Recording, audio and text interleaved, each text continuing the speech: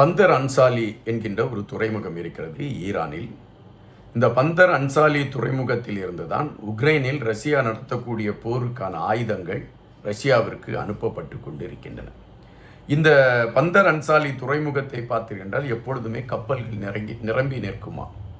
எனவே இந்த இடத்தை தகர்த்து விட்டால் ஈரான் பிற நாடுகளோடு ஆயுத தொடர்புகள் இருப்பதை தடுத்து விடலாம் என்கின்ற நிலைப்பாட்டில் காஸ்பியன் கடல் பகுதியை நோக்கி இஸ்ரேல் நடத்தி இருக்கக்கூடிய தாக்குதலில் பெரும் அழிவை ஈரான் சந்தித்திருக்கிறது என்ற செய்திகள் வருகின்றன.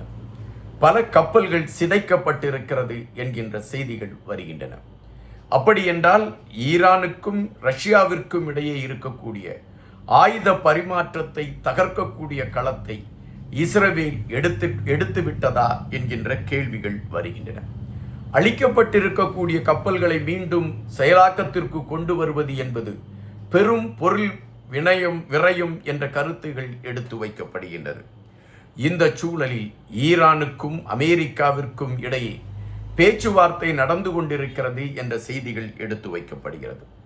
அந்த பேச்சுவார்த்தை எதனை மையப்படுத்தியது என்பது உங்களுக்கு தெரியும். அந்த பேச்சுவார்த்தைக்கு அமெரிக்கா தலை சாய்த்து அதற்கான களங்களை எடுத்துக்கொண்டிருக்கிறது என்று அமெரிக்கா தம்பட்டம் அடித்து கொண்டிருக்கிறது. ஈரானை பொறுத்த மட்டில் நாங்கள் பேச்சுவார்த்தைக்கெல்லாம் வரவில்லை, நீங்கள் குறிப்பிட்ட காலக்கெடு நெருங்கிவிட்டது, அமெரிக்காவிற்கு நாங்கள் விதிக்கப் போகின்ற தண்டனை, அமெரிக்கா இந்த மண்ணிலே பெரிய பாடத்தை படிப்பதற்கான ஒரு களமாக அது மாறும் என்ற எச்சரிக்கையை ஈரான் விட்டு கொண்டிருக்கின்றது. ஆனால் அமெரிக்கா இப்பொழுதும் நாங்கள் பேச்சுவார்த்தை நடத்தி கொண்டிருக்கிறோம் என்ற செய்தியை சொல்லிக் கொண்டிருக்கிறது. யாரோடு பேச்சுவார்த்தை நடக்கிறது, அதற்கு யார் மத்தியஸ்தம் பண்ணி கொண்டிருக்கிறார், இந்த கேள்விகளும் எழும்புகின்றன. அதற்கு உடனடியாக பாகிஸ்தான் மத்தியஸ்தம் பண்ணுகிறது. ஈரானுக்கும் அமெரிக்காவிற்கும் இடையே பேச்சுவார்த்தை நடந்து கொண்டிருக்கிறது என்ற செய்திகள் வருகின்றன. இந்த சூழலில் இந்தியாவின் பிரதமர் மோடி அவர்கள் அமெரிக்காவின் அதிபர் ட்ரம்ப் அவர்களோடு தொலைபேசியில் பேசியிருக்கிறார் என்கின்ற செய்தியும் இந்த போர் நிறுத்தத்தை குறித்த கோரிக்கைகள் எடுத்து வைக்கப்பட்டிருக்கிறது என்கின்ற செய்திகளும் பரவலாக வந்த வண்ணம் இருக்கின்றன. இது ஒருபுறம் இருக்கக்கூடிய சூழலில்தான் இஸ்ரேல் இந்த போரை விடுவதாக இல்லை என்பதாகத்தான் கணிக்கப்படுகின்றது. இஸ்ரேலை பொறுத்த மட்டில் அவர்கள் மனநிலையிலே ஒரு மனோபாவம் அவர்களோடு இருக்கிறது என்றுதான் நம்மால் பார்க்க முடிகின்றது. தொடர்ச்சியாக தங்களுடைய மண்ணிலே போர் நடைபெற்று கொண்டு இருக்க வேண்டும் என்பது அவர்களுடைய நிலைப்பாடா என்பது நமக்கு தெரியாது. இதற்கு முன்பு பாலஸ்தீனோடு போராடி கொண்டிருந்தார்கள், சிரியாவோடு போராடினார்கள், லெபனானோடு போராடினார்கள், ஈரானோடு போராடுகிறார்கள். இப்படி தொடர்ச்சியாக தங்களை சுற்றி இருக்கக்கூடிய அனைத்து நாடுகளோடும் ஒரு போர் களத்தையே எடுத்துக்கொண்டு இருக்கக்கூடிய இஸ்ரேல் எப்பொழுதும் போர் சத்தத்தோடு வாழ வேண்டும் என்று நினைக்கிறதா என்று தெரியாது. அமெரிக்கா ஒரு பக்கம் பேச்சுவார்த்தை நடத்தி கொண்டிருக்கிறது என்ற செய்தியை சொல்லிக் கொண்டிருக்கக்கூடிய வேளையில் லெபனானில் தாக்குதலை நடத்தி கொண்டிருக்கின்றது இஸ்ரேல், அதுவும் தரைவழியாக சென்று. லெபனான் இப்பொழுது திருப்பி தாக்க ஆரம்பித்திருக்கின்றது. இது ஒருபுறம் இருக்கக்கூடிய சூழலில் தற்பொழுது ஈரானில் இருக்கக்கூடிய காஸ்பியன் கடல் பகுதியில் இருக்கக்கூடிய பந்தர் அன்சாலி என்கின்ற துறைமுகத்தை தகர்த்திருக்கிறது. அப்படி என்றால் இஸ்ரேலுடைய கணக்கீடு என்ன என்கின்ற கேள்வி எழும்புகின்றன. இதே வேளையில் இப்பொழுது அமெரிக்காவிற்கு ஒரு பெரிய ஆப்பை இறக்கிவிட்டது இஸ்ரேல். இதுவரை இஸ்ரேல் அமெரிக்கா இணைந்து செயல்படுகிறது என்ற களம் எடுக்கப்பட்டது. ஆனால் அணு மின் உலை மீது நடந்த தாக்குதல் எங்களுக்கு தெரியாமல் நடந்தது என்று அமெரிக்கா கைவிரித்துவிட்டது. அது இஸ்ரேல் எடுத்த நடவடிக்கை, அது எங்களிடம் அவர்கள் கலந்து ஆலோசிக்கவில்லை என்று அமெரிக்கா பதபதைப்போடு ஒரு செய்தியை வெளியிட்டது. அப்படி என்றால் இஸ்ரேல் நடத்தி கொண்டிருக்கக்கூடிய தாக்குதல் அமெரிக்காவை மீறி இஸ்ரேல் பல நாடுகள் மீது தாக்குதலை நடத்துவதற்கு விரைகிறதா? அமெரிக்காவை விட இஸ்ரேல் தன்னை வல்லரசு என்று பறைசாற்றிக் கொள்வதற்கான களத்தை எடுத்துக்கொண்டு போகிறதா? இந்த கேள்விகள் எழும்பிவிட்டன. இது ஒருபுறம் இருக்கக்கூடிய சூழலில் இப்பொழுது ட்ரம்ப் அவர்கள் பேச்சுவார்த்தை நடத்தி கொண்டிருக்கின்றார்.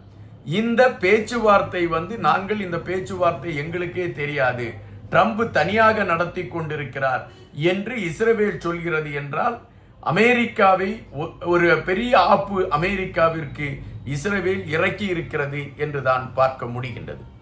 ஆனால் தற்பொழுது நமக்கு கிடைத்திருக்கக்கூடிய செய்திகளை வைத்து பார்க்கின்ற பொழுது, அதாவது இந்த சூழலில் ஈரான் இந்த போரில் இருந்து பின்வாங்குமா என்றால் அது இல்லை என்றுதான் பலரும் கருத்துக்களை பதிவிடுகின்றார்கள். ஈரானை பொறுத்த மட்டில் அவர்களிடம் இருக்கக்கூடிய மிகப்பெரிய கோபமே ஒன்றுதான். அது என்ன கோபம் என்றால், எங்களுடைய தலைவரை எங்கள் மண்ணில் வைத்து நீங்கள் கொன்று விட்டீர்கள், நீங்கள் தாக்குதலை நடத்தி எங்களுடைய ஏதோ ஒரு கட்டடத்தை தகர்த்து விட்டீர்கள், அல்லது ஏதோ ஒரு இடத்தை தகர்த்து விட்டீர்கள் என்றால் கூட நாங்கள் அமைதியாக இருந்திருப்போம். ஆனால் எங்களுடைய தலைவரை நீங்கள் அழித்து விட்டீர்கள், எங்கள் நாட்டுக்குள் வந்து எங்களுடைய தலைவரை நீங்கள் அழித்துவிட்டு செல்கிறீர்கள் என்றால் ஈரானில் இருக்கக்கூடிய அத்தனை பேரும் வீரமற்றவர்கள் என்கின்ற பதிவாகிவிடும். எனவே அதற்கான பாடத்தை இந்த உலகுக்கு நாங்கள் நிரூபித்து விட்டுதான் அமைதியாவோம் என்ற ஒரு கருத்தை ஈரான் பதிவிட்டு கொண்டே இருக்கிறது. நாங்கள் இந்த போரை தொடங்கவில்லை, போரை தொடங்கியது அமெரிக்கா, இஸ்ரேல். அவர்கள் நிறுத்தட்டும். எங்கள் குழந்தைகளின் மீது தாக்குதல் நடத்தினார்கள், எங்களுடைய தலைவன் மீது தாக்குதல் நடத்தினார்கள், எனவே அவர்கள் போரை நிறுத்தட்டும், நாங்கள் அதன் பின் யோசிக்கிறோம் என்று ஈரான் அறிவித்து விட்டது. இதே வேளையில் ஈரான் தன்னை சுற்றி இருந்த வளைகுடா நாடுகள் மீது தாக்குதல் நடத்தியது உங்களுக்கு தெரியும். 5 நாடுகள் மீது தாக்குதல் நடத்தியது. ஆனால் இந்த 5 நாடுகளும் ஈரானை கண்டித்தது. ஈரான் எங்கள் மீது நடத்திய தாக்குதலை நாங்கள் கண்டிக்கிறோம் என்றார்கள். அரபு நாடுகளின் கூட்டமைப்பு கூடிய கூட்டத்தில் கூட இந்த கருத்து மட்டும்தான் எடுத்து வைக்கப்பட்டது. ஆனால் சவுதி அரேபியாவாக இருக்கட்டும், கத்தார், குவைத், இந்த நாடுகள் எதுவுமே ஈரானை தாக்குவதற்கான ஒரு களத்தை இதுவரை எடுக்கவில்லை என்கின்ற செய்தியும், அதன் பின்னால் என்ன மர்மங்கள் ஒளிந்திருக்கிறது என்ற கேள்விகளும் எழும்பிக் கொண்டிருக்கின்றன.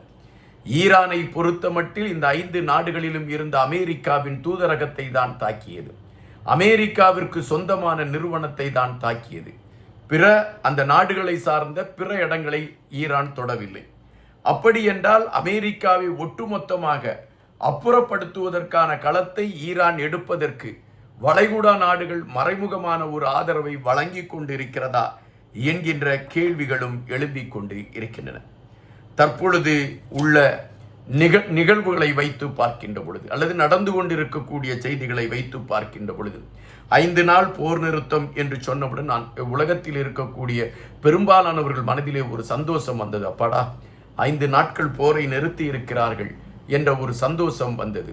ஆனால் தற்பொழுது வந்திருக்கக்கூடிய செய்தி, அப்படி போர் நிறுத்தம் என்கின்ற ஒரு எண்ணப்பாடும் எங்களிடம் இல்லை, போர் தொடர்ந்து கொண்டுதான் இருக்கும் என்று குறிப்பிடுகின்றார்கள்.